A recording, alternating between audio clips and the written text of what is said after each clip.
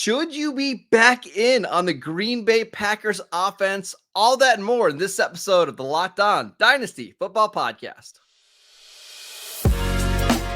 You are Locked On Dynasty Football, part of the Locked On Podcast Network. Here are your hosts, Marcus Mosher and Kate Madjuk. Welcome back to the Locked On Dynasty Football Podcast, part of the Locked On Podcast Network, your team every day. We'd like to thank you for making us your first listen of the day. This episode is brought to you by BetterHelp. Find your bright spot this season with BetterHelp. Visit betterhelp.com/lockedon today to get 10% off your first month. I am your host, Marcus Mosher. You can follow me on Twitter at Marcus_Mosher. Joining me today, as always, is Kate Madjuk. You can follow her on Twitter at Kate Madjuk. You can also check out her absolutely fantastic work at Pro Football Focus. She is a must-read every single week. Kate, we had 3 games on Thanksgiving. Did you enjoy watching football on Thursday? I did. I mean, we opened up the day with the upset of the week, maybe. And I don't even know what to explain, how to explain the things that I saw on Turkey Day. I will say, I feel like I ran a marathon myself after all of the food that I've consumed, but we're back in it. We're ready to talk some more ball.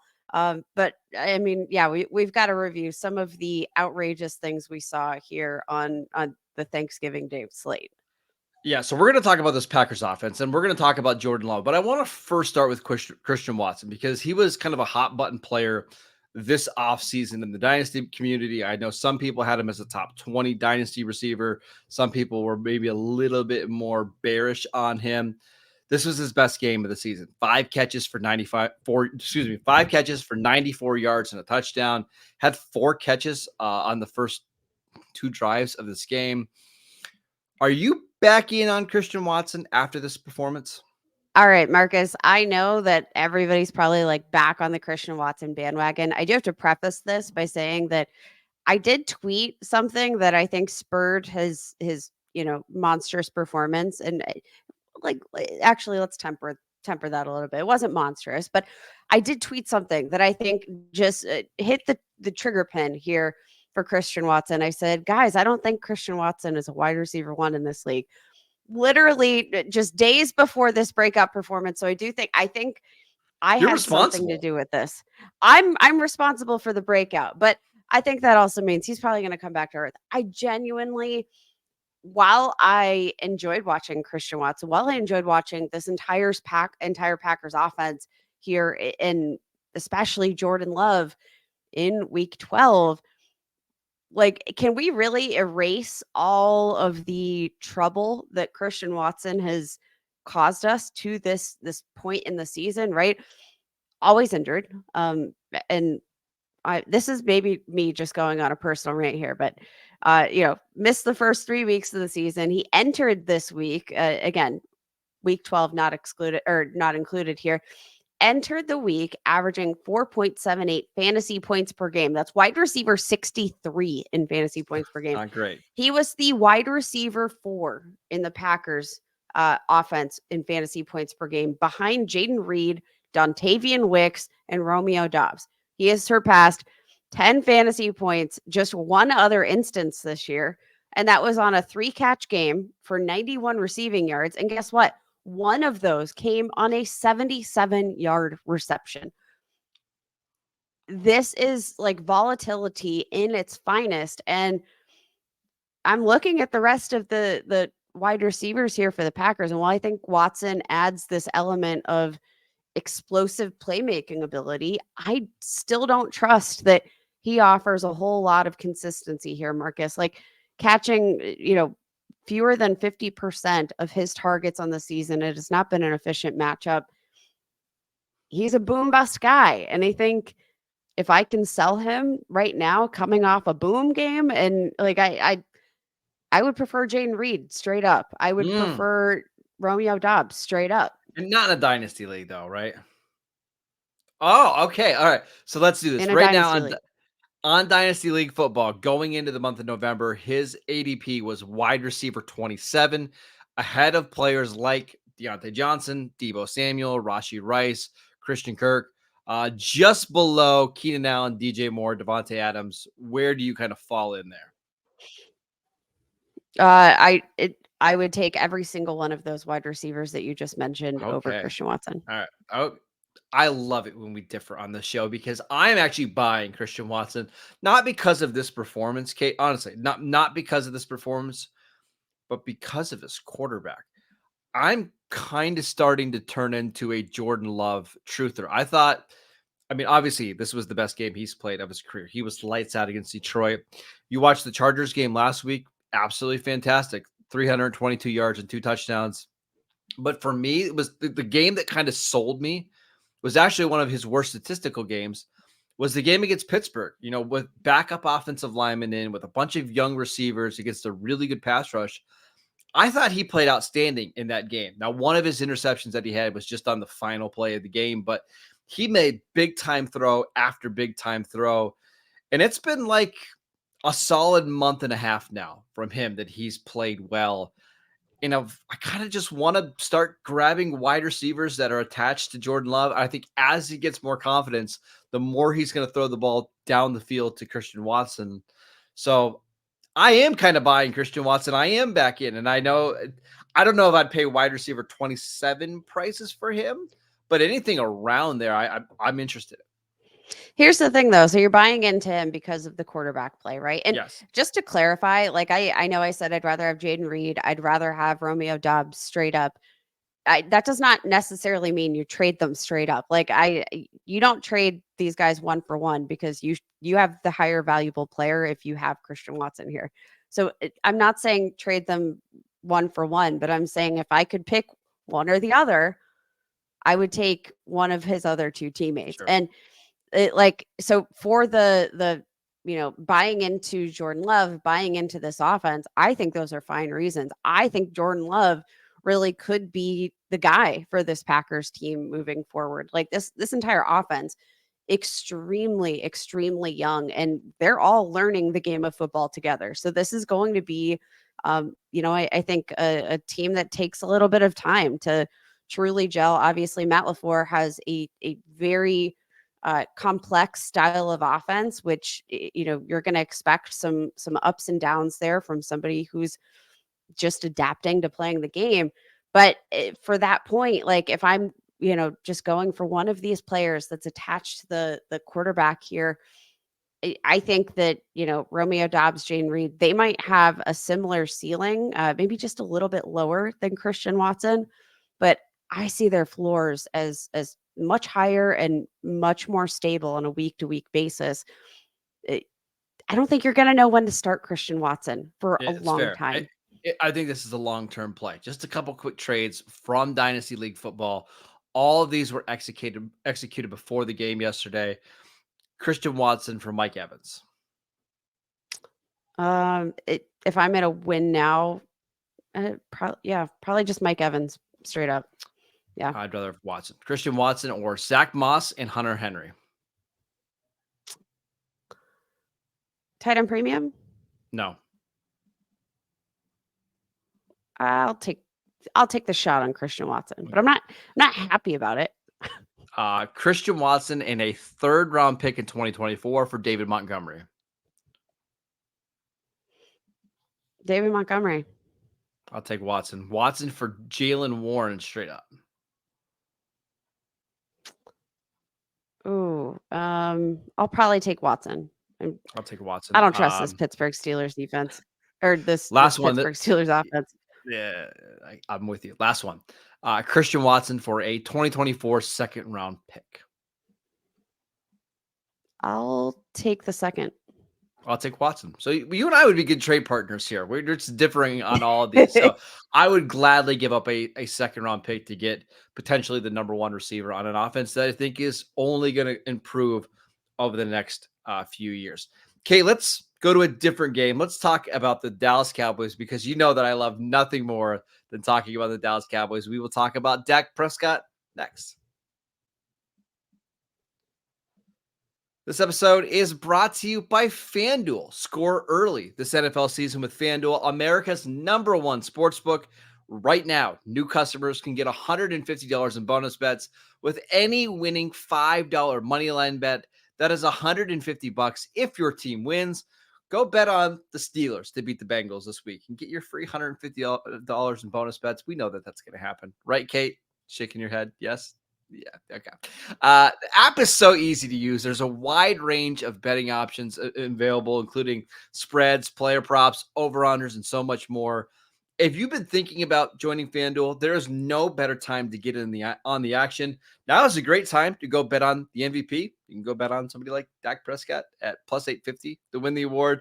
Visit FanDuel.com/lockedon and kick off the NFL season with FanDuel, the official partner of the NFL. Welcome back to the Locked On Dynasty Football Podcast. We wanted to let you know that Locked On has launched the first ever national sports 24/7 streaming channel on YouTube. Locked On Sports Today is here for you 24/7, covering the top sports stories of the day with the local experts of Locked On, plus our national shows covering every league. Go to Locked On Sports Today on YouTube and subscribe to the first ever national sports 24/7 streaming channel. All right, Kate, let's talk about my guy, Dak Prescott, who is just on a heater right now. 22 of 32 for 331 yards and 4 touchdowns. He has been lights out over the last few weeks. He had a 400 or 300-yard game against the Giants and 4 touchdowns. Right now, on Dynasty League football, he's being drafted as QB 11. Do you think Dak is undervalued? I think he might be. This is literally the best football we've seen Dak Prescott play in his career. I mean, just across the board, career high PFF passing grade, second highest completion percentage of his career high passer rating, career low turnover worthy play rate per PFF, second lowest average time to throw. Like this has been just an absolute lights out season from Dak Prescott. And just as you mentioned just a few moments ago here, Dak Prescott MVP odds not looking too shabby at this point. But even prior to his big outing in week 12, he entered the week as the overall QB5 in fantasy points per game. He's 30 years old. He's still showing some ability to mobilize well. He's got a couple of rushing touchdowns this year to help bolster that floor. You've got CeeDee Lamb, who they picked up his fifth-year option. He's going to be at least with the team through the 2024 season. I have to imagine that this is going to be a moment where they're going to offer him a decently lucrative extension. I don't want to break news, but the Cowboys are going to sign CeeDee to a long-term deal. I figured. So, like, you look at all that he's accomplished since week 6, Marcus. Dak Prescott has finished as a top 5 fantasy quarterback in all but one matchup. That was week 11, where he played 85% of snaps in a total blowout. My question to you, because I'm bought into Dak Prescott. I think, like, generally speaking, when he's been healthy, this has been, he's kind of been a no-brainer. He's had a pretty safe floor. He's had a relatively high ceiling. And I think, like, when you're looking at, a low-end QB1, high-end QB2 pricing for a guy like Dak Prescott, who is the face of the franchise and has plenty of weapons, like, what is there not to like? And yeah, I'm all in. I'm in as well, but I gotta say, I think he's priced appropriately right now. Like some of the names that are going ahead of him, I understand. He just doesn't have the ceiling to be like a top 3, probably even a top 5 quarterback, just because of the rushing upside. Like, yes, he can get you a rushing touchdown here or there, but he's not going to get you more than, I think, 15 yards rushing, even on a good day. And that's just what ultimately caps his ceiling. I mean, we've seen this with Kirk Cousins and with Aaron Rodgers. Like, these guys have to be such efficient passers just to be low-end QB1s. And Prescott has done that. So to his credit, he's done that really well. I just, as well as he's playing, I can't put him ahead of Trevor Lawrence or Anthony Richardson or Justin Herbert or Lamar because of that rushing upside. But if you have Dak right now in a super flex league and he's your QB1 because you decided to use your assets somewhere else, you've got to be thrilled, especially with the way he's playing this year. And Kate, you mentioned like CeeDee Lamb. I think there's going to be a lot of stability in this Cowboys offense because Brandon Cooks has another year left on his deal. Michael Gallup has at least another year on his deal. Jake Ferguson has 2 years after this year left on his deal. Luke Schoonmaker has 3 years left on his deal. Like, they're just not going to be losing a lot of the weapons on this team. And the offensive line, for the most part, is under contract. I see this as a fairly stable situation, at least for the next 2 or 3 years. See, and that's the thing, Marcus. I look at Dak Prescott and I think on an every week basis, you're probably getting, a quarterback between like QB7 and QB12. Yeah, I agree. And generally speaking, like, having that quarterback that you can set and forget, especially in a super flex league, just so invaluable. I think that stability. You mentioned all of the assets that are going to be returning, year after year.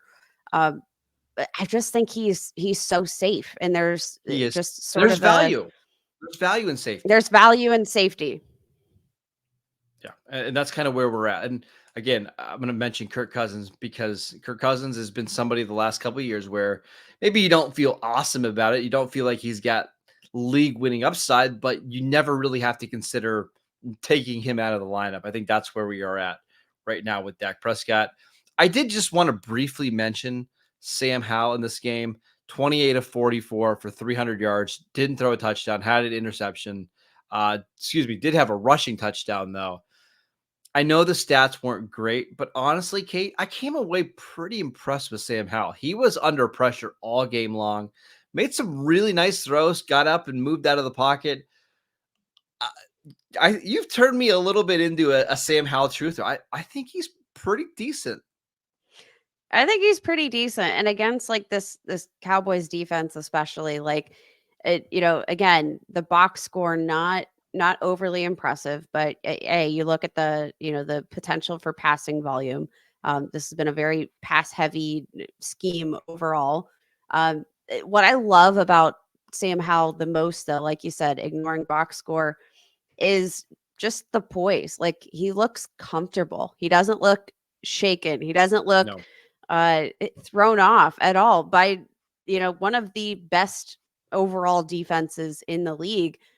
Didn't really blink twice. And I think as he learns to avoid taking some of those unnecessary sacks, which is going to be, I think, integral to just keeping him on track in terms of development. If he can learn not to take some of those sacks, which we saw a little bit of that yesterday, stepping up into the pocket, moving around the pocket, like, if he can learn to avoid taking those unnecessary hits and losing yardage on those hits, I think Sam Howell might actually be a decent NFL quarterback. And I don't know, he's got some wheels. He's got a little bit of rushing upside there too. I will say one of the things I really like about Sam Howell is that he gives his receivers a chance. Like, there's so many bad quarterbacks that we watch on a week-to-week basis that just receivers are dying in their respective offenses because the quarterback has no will to push the ball down the field at all. That's not the case for Sam Howell. Like, he's perfectly fine taking shots down the field. He will stand in the pocket.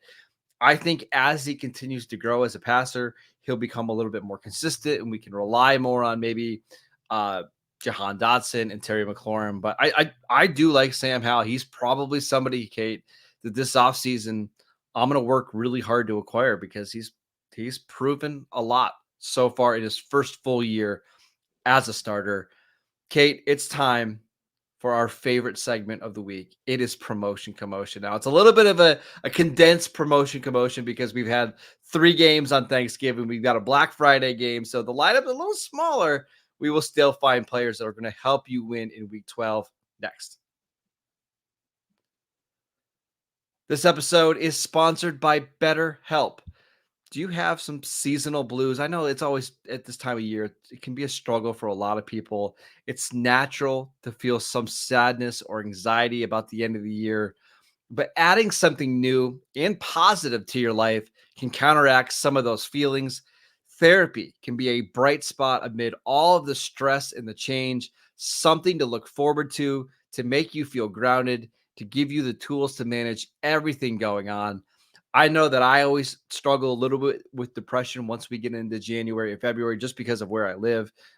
You don't see the sun for basically 3 months. Therapy can help you get through that. If you're thinking of starting therapy, give BetterHelp a try. It's done entirely online. It's designed to be convenient, flexible, and suited to your schedule. All you have to do is fill out a brief questionnaire to get matched with a licensed therapist, and you can switch therapists at any time for any reason at no additional charge. Find your bright spot this season with BetterHelp. Visit betterhelp.com/lockedon today to get 10% off your first month. That is BetterHelp, HELP.com/lockedon. All right, Kate, it is time for our favorite segment of the week, Promotion Commotion. Everydayers absolutely love this. I know we've hit a bunch of these this year. Kate, who are you promoting from your bench or maybe even your waiver wire into your starting lineup in week 12? Let's talk about wide receiver Nelson Aguilar, baby, for the Baltimore Ravens. I wanted to start this segment off really gross for you. Oh, it's going and to get worse. Don't worry. It's gonna get, oh my gosh. Okay, you guys are in for a treat today. Nelson Aguilar, there's going to be some new opportunity due to the unfortunate injury to Mark Andrews in this offense. Obviously, Isaiah Likely is probably going to assume the bulk of that, right? But this week, you look at the Baltimore Ravens injury report, and Marcus, it's a mess. It is a absolute disaster. Odell Beckham Jr. limited with a shoulder injury that he suffered earlier this week in week 11.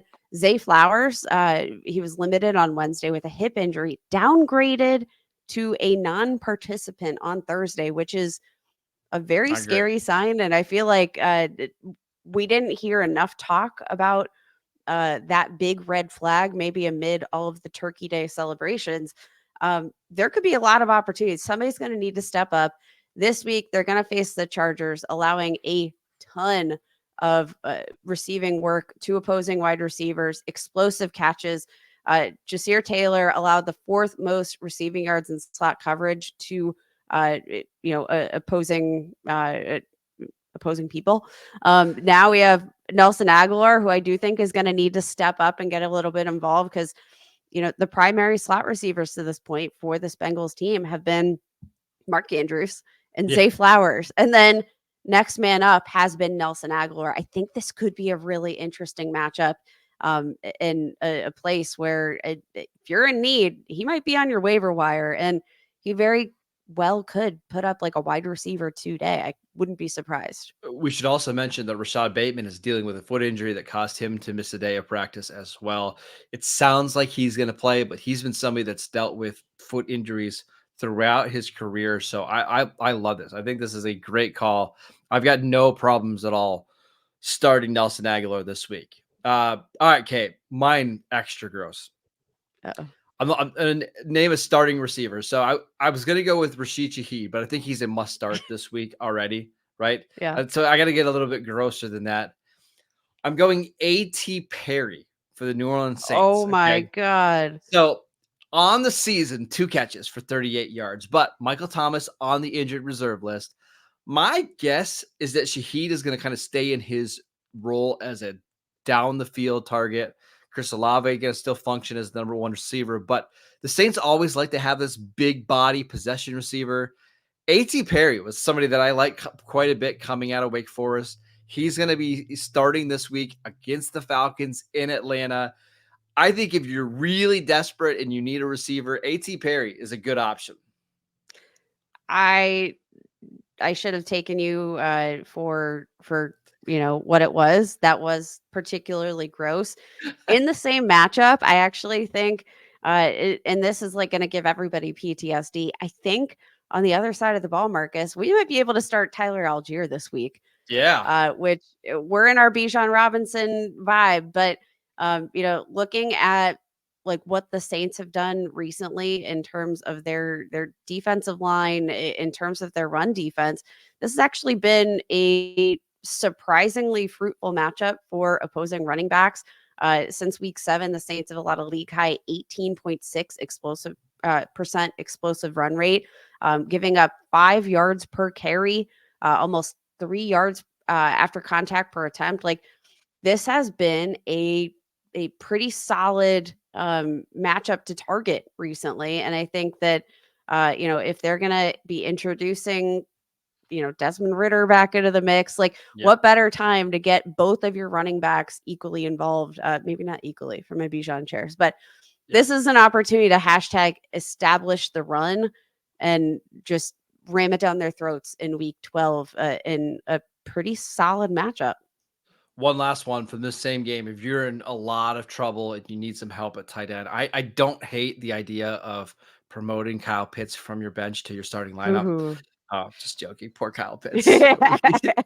Honestly, we're gonna be at a point pretty soon where saying Kyle Pitts in promotion commotion like is not a far off thing, and maybe we're already there.